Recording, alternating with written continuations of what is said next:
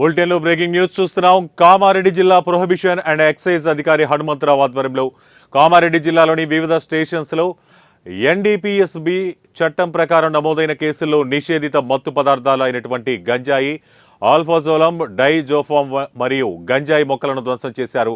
వీటి విలువ 7,98,70,250 రూపాయలు ఉంటుందని జిల్లా ప్రొహిబిషన్ మరియు ఎక్సైజ్ అధికారి తెలిపారు. ఈ కార్యక్రమంలో ఎక్సైజ్ ఇన్స్పెక్టర్లు విజయ్ కుమార్, మధుసూదన్ రావు, షాకీర్, హైమద్, సత్యనారాయణ మరియు ఎస్ఐ విక్రమ్ కుమార్, నగేష్ సిబ్బంది పాల్గొన్నారు.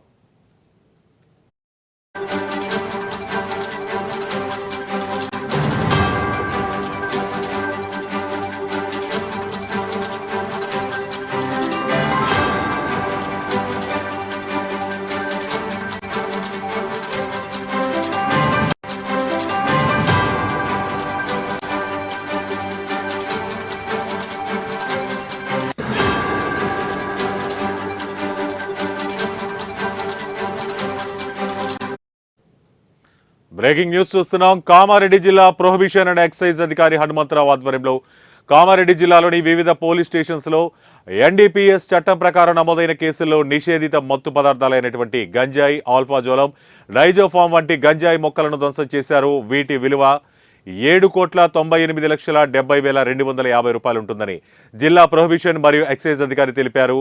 ఈ కార్యక్రమంలో ఎక్సైజ్ ఇన్స్పెక్టర్లు విజయ్ కుమార్, మధుసూదన్ రావు, షాకీర్, హైమద్, సత్యనారాయణ మరియు ఎస్ఐ విక్రమ్ కుమార్, నగేష్ సిబ్బంది పాల్గొన్నారు.